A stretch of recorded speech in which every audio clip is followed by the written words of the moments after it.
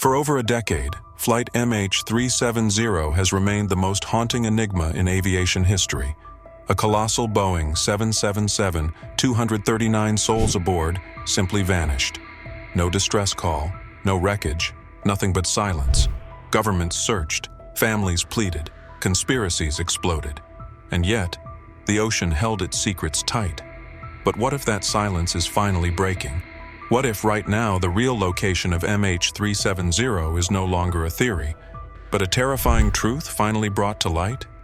New evidence, dismissed warnings, and one hidden trench at the bottom of the ocean may change everything we thought we knew. Stay with us, because what you're about to see will challenge every official report and may finally uncover the truth buried beneath miles of water and a decade of lies. It was supposed to be routine. March 8, 2014. Malaysia Airlines Flight 370 taxied down the runway under a clear night sky at Kuala Lumpur International Airport, bound for Beijing. A modern aircraft, the Boeing 777-200ER, was considered one of the safest in commercial aviation. Pilots were experienced. Weather was stable. The takeoff was smooth.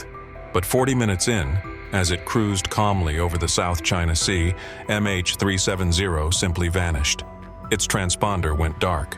Civilian radar lost contact. Communication ceased. "All right, good night," were the captain's final words. And then, silence. Hours passed, then days, then weeks.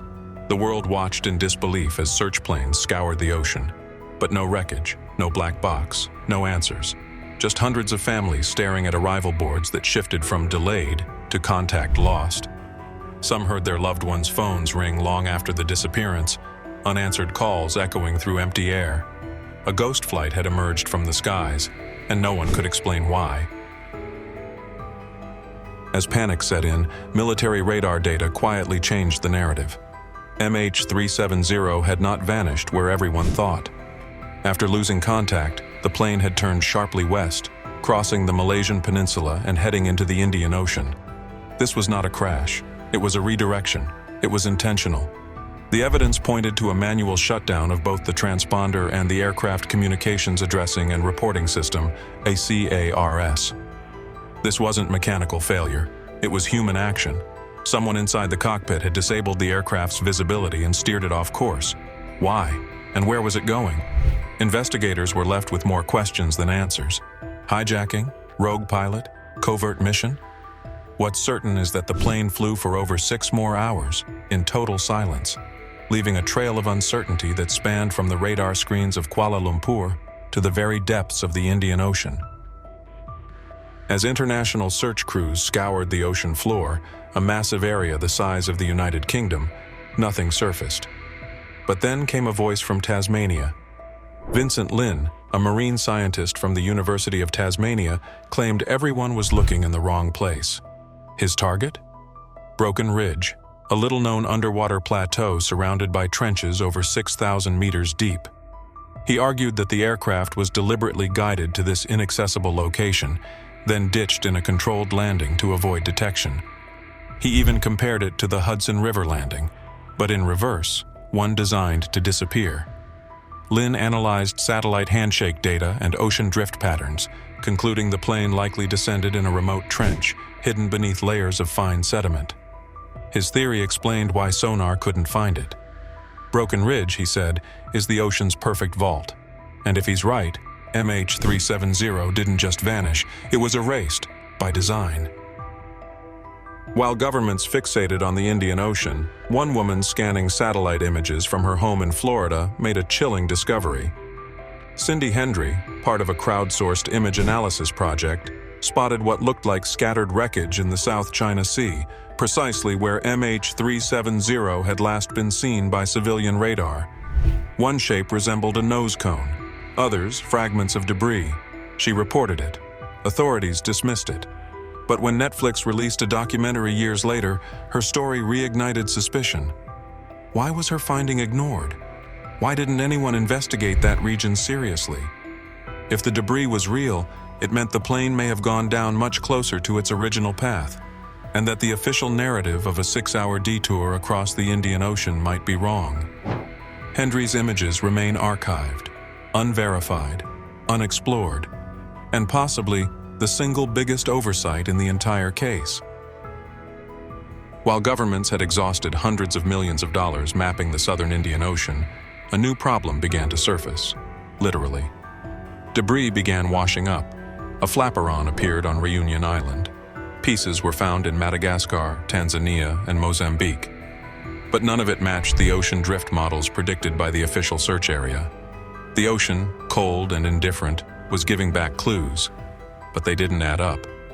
A team of French oceanographers recalculated the currents and discovered that the objects couldn't have drifted from the official crash zone unless the crash occurred further north, or worse, unless the objects had been planted. The more they studied the hydrodynamic flow of the Indian Ocean gyre, the more they concluded the search had been looking in the wrong place, and the ocean knew it all along. As speculation grew about the plane's route, attention shifted to what it was carrying. MH370 was transporting a large shipment of lithium-ion batteries, the same kind known to overheat and catch fire mid-flight. But beyond that, records also showed 5 tons of unspecified electronic equipment, loaded in secrecy and not properly inspected by customs. Theories began to multiply. Was the plane carrying sensitive military components? Was there a target on board? Someone or something that had to disappear? Chinese officials were silent. Malaysian authorities deflected. And Boeing? They stayed out of it. But those who investigated deeper believed the cargo could explain the radio silence, the deviation, and the urgency of keeping the crash site permanently undiscovered. If the wreckage is ever found, it might reveal not just the fate of the passengers, but the contents of a shipment that some would kill to keep hidden. One of the most compelling, and overlooked, pieces of evidence came not from the ocean or the radar stations, but from space. Inmarsat's satellite, orbiting 22,000 miles above Earth, picked up 7 handshakes from MH370, digital pings that indicated the aircraft was still powered and active hours after disappearing. But a new twist emerged. A final burst, logged after the last handshake, that many believed to be a sudden descent or catastrophic breakup. This anomaly, buried in technical logs, was quietly dismissed in early reports. But recent analysis by independent aerospace engineers suggests the burst was not consistent with a high-speed crash, but rather a power interruption, possibly manual. That detail alone would mean the plane didn't run out of fuel or fail. It was shut down, deliberately, and whoever did it knew exactly when the world would stop watching. Then came the most disturbing revelation, a forensic search of Captain Zahari Ahmad Shah's flight simulator at home. Deleted files revealed simulated routes eerily similar to the one MH370 ultimately took, across the Malaysian peninsula, into the Indian Ocean, and ending in remote deep-sea territory. While authorities claimed it was a coincidence, others weren't convinced.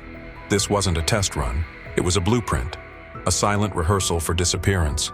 Even more unsettling, coordinates from the simulator closely matched a deep trench near the Broken Ridge area, the same location later proposed by independent researchers as the likely final resting place. Did the captain know where to land undetected? Was this a well-orchestrated act? The simulator doesn't answer why, but it does suggest that the disappearance was planned, down to the final keystroke. When an aircraft as massive as the Boeing 777 crashes into the ocean, the impact is not silent. In fact, the underwater world is monitored constantly by hydroacoustic stations placed across the globe, a network designed during the Cold War to detect nuclear tests, submarine movement, and yes, aircraft disasters.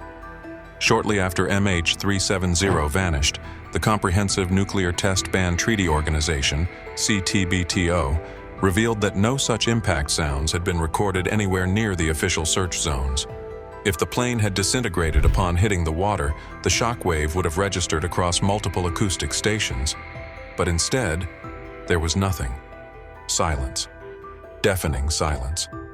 Which led scientists to one unsettling possibility.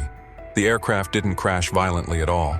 Instead, it may have glided down in a controlled descent, nearly undetectable, a maneuver requiring precision, training, and intent. This detail changed everything, suggesting that the person at the controls in those final minutes was not panicking. They were executing a plan. Perhaps the most glaring void in the investigation is not the missing aircraft itself, but the missing transparency. In most aviation disasters, cockpit voice recordings, ATC audio, and flight data are publicly dissected. But with MH370, nearly every audio trace before the disappearance has either been redacted, edited, or sealed behind closed doors. The last known words, "Goodnight Malaysian 370, have been played endlessly. But audio experts noted strange irregularities, inconsistent background noise, gaps in timing, and a tonal quality that suggests possible splicing. Even more baffling was the timeline of the communications blackout. The transponder and ACARs were shut off moments after the aircraft left Malaysian airspace, but just before it entered Vietnamese control, a narrow dead zone in radar coverage. The timing was almost too perfect, as if whoever planned it knew exactly where the system's blind spots were. This wasn't coincidence. It was calculated, rehearsed, and flawlessly executed in a span of minutes. It was the kind of operation that doesn't happen by accident or alone. 10 years, 239 lives, billions spent, and still no definitive answer. But as we've explored tonight, satellite pings that shouldn't exist, simulator routes that mirror the impossible, sonar shadows ignored, and underwater sound systems that recorded only silence, a new picture begins to form. Not one of mechanical failure or random tragedy, but of precision, intent, and concealment. The Indian Ocean has kept its secrets buried beneath pressure and darkness. But maybe, just maybe, it was never the ocean that was hiding the truth. Maybe it was us. Maybe we weren't supposed to find it. Or maybe, just like the experts now suggest, we've finally narrowed in on where MH370 truly is. And it's not where we were told to look. Because the moment this wreck is discovered, the truth won't just surface with it. It'll rise to challenge everything we've been told. And that's why it matters. Because behind this mystery are families still waiting, nations still denying, and a world still haunted by the idea that a jetliner can vanish without trace. But you don't have to let the mystery fade again. If this story gripped you, share it. Comment below what you think really happened, and subscribe to join us as we dig even deeper into the secrets governments don't want you to see. Because this wasn't the end of the story. It was just the part they thought we'd forget.